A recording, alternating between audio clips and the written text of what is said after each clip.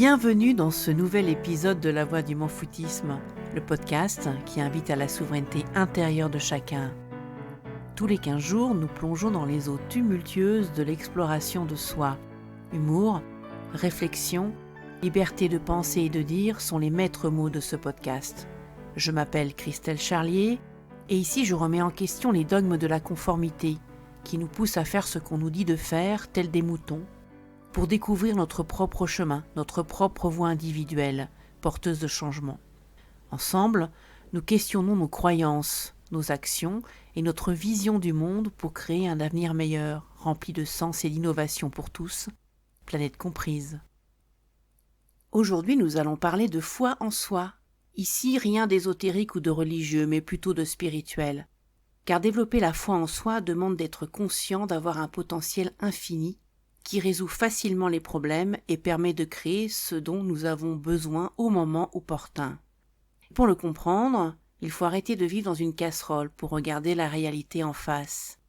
Mais qu'est-ce que c'est que cette histoire de casserole ? C'est tout l'objet de cet épisode. Allez, c'est parti. Il n'y a pas d'interdit dans la vie. La vie avec un grand V nous donne toujours ce que nous lui demandons. Ce sont les humains qui ont créé les interdits pour se donner l'illusion d'être en sécurité. La sécurité vient de la capacité à se croire capable de faire ce qui est bon pour soi et qui donne du sens à la vie. La sécurité, ce n'est pas croire que l'on ne peut pas agir à sa guise pour notre bien et le bien des autres. Les institutions, malgré leurs bonnes intentions, sont coercitives et ne permettent pas au plein potentiel des individus de s'exprimer.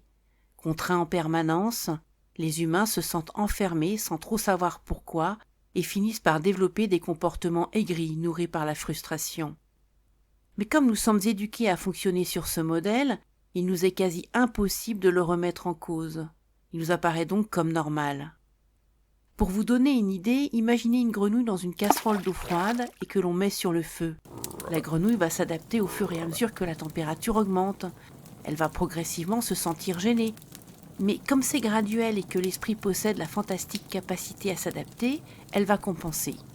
Peut-être en s'agitant plus dans l'eau, ou en sortant les pattes pour les rafraîchir, ou tout simplement en faisant abstraction qu'il y a quelque chose qui cloche. Puis la température va lui provoquer des douleurs. Elle devient irritable, voire agressive. Elle sent bien qu'il y a quelque chose qui ne va pas, mais elle reste là, cherchant à faire disparaître ses symptômes sans y voir de lien avec son environnement et le choix inconscient qu'elle a fait. Oui, elle a fait un choix inconscient, celui de rester dans la casserole alors qu'elle a la capacité naturelle d'en sortir. Les amphibiens ne sont pas affublés de cécité, donc la grenouille pourrait voir qu'il y a autre chose. Mais là aussi, l'esprit possède la capacité incroyable de faire omettre toute information en désaccord avec les certitudes intérieures. Et ces certitudes sont basées sur son expérience de la réalité. Elle est née dans cette casserole. C'est un lieu qui est donc naturellement sécure pour elle. Ses parents lui ont dit qu'elle était ici en sécurité et que le monde extérieur est dangereux. Mieux vaut ne pas s'y aventurer. Comme les grenouilles comptent les unes sur les autres, quitter la casserole serait considéré comme égoïste et irresponsable. Ceux qui ont osé quitter la casserole ne sont jamais revenus. Et par association d'idées, à savoir l'extérieur est dangereux, elle pense qu'ils sont morts. À force, elle s'est auto-conditionnée. Quitter la casserole serait irrationnel et mortel. À aucun moment il ne lui vient à l'idée qu'elle meurt à petit feu dans la casserole, sans liberté de faire ce qui a du sens pour elle. Elle vit sans vivre sa vie. Elle est le résultat d'un conditionnement commencé lorsqu'elle était têtard. Plus la température augmente et plus son instinct lui dit que sa vie est en danger. Elle va peut-être hurler de désespoir, tout casser dans la casserole, ou entrer par exemple en dépression. Mais elle pense qu'elle n'a pas le choix et que si elle change de comportement, elle sera irresponsable et les autres grenouilles risqueraient de lui tourner le dos. Mais il peut aussi surgir une pensée étonnante. Et si je sortais de la casserole, je n'ai rien à perdre ? Et c'est là que commence sa vraie vie. Vous l'aurez certainement compris, la casserole est la métaphore de ce qu'est notre société moderne. Idrissa Berkane, docteur en neurosciences appliquées, dans son livre « Libérez votre cerveau », dit à ce sujet que l'homme crée des systèmes pour le servir et qu'il finit par servir ces systèmes. L'homme crée des nations pour le servir et il finit par mourir pour les nations. L'homme crée l'industrie pour le servir et il finit par mourir pour l'industrie. L'homme crée l'éducation, l'économie pour le servir, et il finit par mourir pour elle. Pourtant, il est possible de transformer ce monde en un paradis terrestre, en cessant de donner notre pouvoir à la casserole, mais aussi aux autres qui nous poussent avec amour à y rester. Il n'y a rien d'égoïste et d'individualiste à décider de ne plus obéir à des règles qui interdisent de créer de la nouveauté et de croire nos rêves possibles. Je sais que cela ressemble à un pléonasme de dire créer de la nouveauté. Mais n'avez-vous pas comme moi le sentiment que l'on ne fait que réinventer ce qui existe déjà depuis des décennies ? Ce sont les institutions qui distillent ces idées réductrices sur la réalité, avec toutes les bonnes intentions du monde. Mais les gens qui les dirigent sont aussi dénués d'imagination qu'une amibe. Et là, pardonnez-moi, mais il me semble que j'insulte l'amibe, car elle n'a pas été éduquée à vivre dans une casserole. Car les décideurs, comme les autres, sont conditionnés à y vivre tout en étant formatés à soumettre les autres à leur volonté. La liberté d'agir à sa guise n'est pas dénuée de sens moral, c'est même l'exact contraire, et il n'est pas nécessaire d'avoir un boss pour l'apprendre. Les étoiles brillent dans le ciel depuis la nuit des temps, et pourtant qui les regarde vraiment ? Il y a les astronomes qui ont conscience que l'univers est infini, et qu'il existe une diversité d'étoiles encore inconnues, et que l'on ne découvrira peut-être jamais, ce qui invite, me semble-t-il, à l'humilité par rapport à ce que nous croyons savoir de la réalité.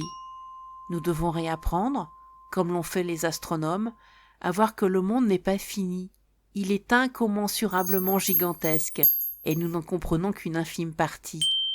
Il y a donc pour nous tous un champ d'exploration et d'apprentissage que nous avons beaucoup de mal à imaginer. La finitude n'existe pas, sauf dans nos têtes de linottes, qui, plutôt que d'écouter leur intuition, écoutent leur mental, et qui, pour se donner l'illusion de la sécurité, est dans le contrôle, et notamment dans la certitude de comment fonctionne ce monde. Vous croyez être ceci, vous croyez être cela. Vous croyez que les autres sont ceci, vous croyez que le monde est cela.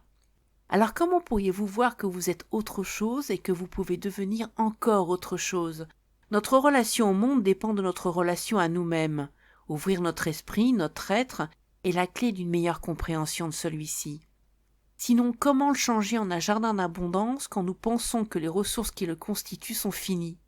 Car, en nous pensant infinis, nous pouvons alors entrevoir que le monde qui nous entoure l'est tout autant, et nous pouvons alors imaginer de nouvelles solutions en adéquation avec la vérité de ce monde qui est sans limite.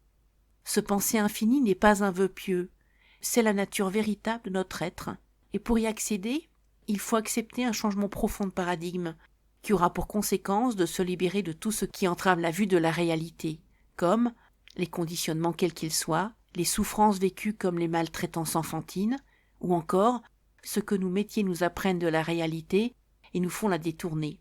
Je pense particulièrement aux scientifiques qui ont tendance à se croire objectifs de par les processus qu'ils mettent en place. Et parce que notre société les fait passer pour des dieux détenteurs de la vérité, ou les esprits les plus brillants de ce monde. Jusqu'à preuve du contraire, la science a pour vocation la recherche de la vérité et non sa découverte. Autrement dit, elle évolue en permanence. La réalité n'est pas dans la casserole, les scientifiques, eux, en revanche, y vivent comme tout le monde. Comme l'a dit Einstein, la folie c'est de faire toujours la même chose et de s'attendre à un résultat différent.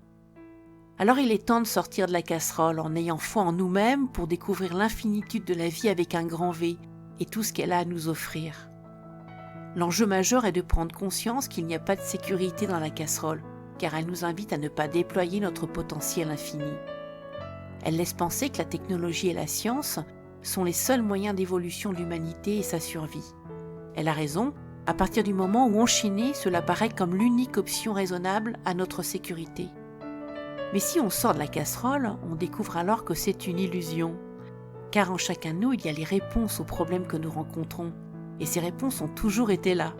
En apprenant à les écouter à travers les signaux de nos corps, de nos émotions et de notre silence intérieur, alors nous pouvons entendre notre intuition nous dire ce que nous devrions faire. La sécurité n'est pas en dehors de nous, mais en nous, et se réalise en se manifestant en dehors de nous. Vous noterez que notre société prône le contraire. Par la possession et la position sociale, on obtient la sécurité, et cela devrait se refléter en nous. Si c'était le cas, on aurait trouvé le bonheur depuis longtemps, et personne n'irait chez le psy. Pour conclure, la vie avec un grand V est un tout, T-O-U-T, en majuscule, dont nous faisons partie. C'est cela que nous devons réapprendre pour réenchanter le monde. Et pour finir, je cite la sagesse d'un auteur inconnu. L'ego dit, quand tout sera mis en place, je trouverai la paix. L'âme dit, trouve la paix et tout se mettra en place. Que vous dire du prochain épisode ? Je n'ai pas la moindre idée de ce qu'il sera. Je dois vous avouer que le travail d'écriture de ce podcast induit des transformations intérieures auxquelles je ne m'attendais pas. Je suis conscient de mon propre potentiel, mais plus j'avance sur mon propre chemin spirituel et plus je constate qu'il y a des paliers d'évolution, comme en psychologie. De toute évidence, psychologie et spiritualité fonctionnent ensemble puisque les prises de conscience sur la nature de la réalité permettent de percevoir la réalité de l'existence et modifient la psychologie et vice-versa. C'est un cercle vertueux qui s'alimente en permanence dans un sens et dans l'autre.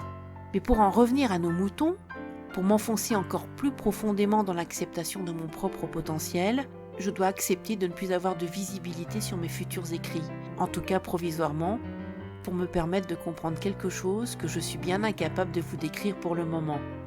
C'est en vivant des expériences qu'on les comprend et qu'on en tire des leçons qui vont être mémorisées grâce à nos émotions que les prises de conscience ont générées.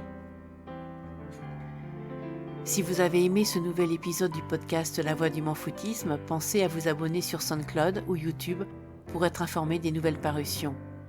Vous pouvez également retrouver tous les épisodes sur mon site web capera.fr. On se retrouve dans 15 jours.